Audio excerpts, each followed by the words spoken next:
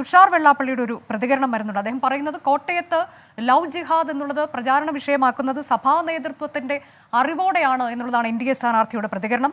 ഭയത്തോടെയാണ് ജീവിക്കുന്നത് എന്ന് ക്രൈസ്തവ സഭാ നേതാക്കൾ പറഞ്ഞു. ക്രൈസ്തവ സമൂഹത്തിന്റെ ആകെ നിലപാടുകളായി ദീപികയുടെ മുഖപ്രസംഗങ്ങളെ കാണാൻ കഴിയില്ല എന്നും തുഷാർ വെള്ളാപ്പള്ളി 24നോട് പറഞ്ഞിട്ടുണ്ട്. ആദ്യം അദ്ദേഹത്തിന്റെ പ്രതികരണത്തിലേക്ക്. കോട്ടയത്തെ NDA സ്ഥാനാർത്ഥി ശ്രീ തുഷാർ വെള്ളാപ്പള്ളിയാണ് 24നൊപ്പം ചേരുന്നത്. നമസ്കാരം. ഈ തെരഞ്ഞെടുപ്പ് കാലത്ത് താങ്കളുടെ സ്ഥിരം പ്രസംഗവേദികളിലും അല്ലെങ്കിൽ വാർത്താ സമ്മേളന വേദികളിലും കേൾക്കുന്നത് ലവ് ജിഹാദാണ്.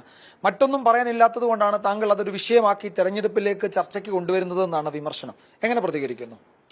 ഒരിക്കലുമല്ല. ഞാൻ പറഞ്ഞിട്ടുള്ളത് പ്രധാന വിഷയം എന്ന് പറഞ്ഞാൽ ആദ്യം മുതലേ പറഞ്ഞിട്ടുള്ളത് റബ്ബറിന്റെ കോട്ടയത്തെ വിഷയം, അതുപോലെ തന്നെ പിൽഗ്രിം ടൂറിസം സർക്യൂട്ടുകൾ, അതുപോലെ നെല്ല് കർഷകന്റെ വിലയുടെ പ്രശ്നം, അതുപോലെ ടൂറിസം. ഈ മൂന്നാല് കാര്യങ്ങളാണ് പ്രധാനമായും ഞാൻ മുമ്പോട്ട് വയ്ക്കുകയുണ്ടായത്.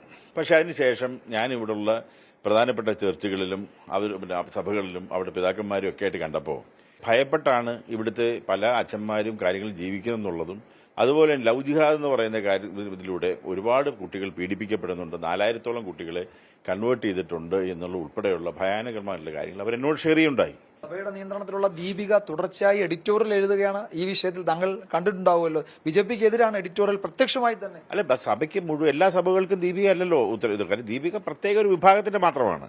മറ്റുള്ള എല്ലാ സഭകളും ഞങ്ങൾ സപ്പോർട്ട് ചെയ്താണല്ലോ നിൽക്കുന്നത്. അപ്പോൾ നന്ദി ശ്രീ തുഷാർ വെള്ളാപ്പള്ളി. അപ്പോൾ ഇതാണ് ഏതാണ്ട് കോട്ടയം പാർലമെന്റ് മണ്ഡലത്തിൽ വോട്ട് രേഖപ്പെടുത്തുന്നതിന് 40 മുതൽ 45% വരെ വോട്ട് നേടി അധികാരത്തിലേക്ക് അല്ലെങ്കിൽ ഇവിടെ നിന്ന് പാർലമെന്റിലേക്ക് പോകുമെന്നാണ് NDA സ്ഥാനാർത്ഥി ശ്രീ തുഷാർ വെള്ളാപ്പള്ളി അദ്ദേഹത്തിന്റെ പ്രതീക്ഷ പങ്കുവയ്ക്കുന്നത്.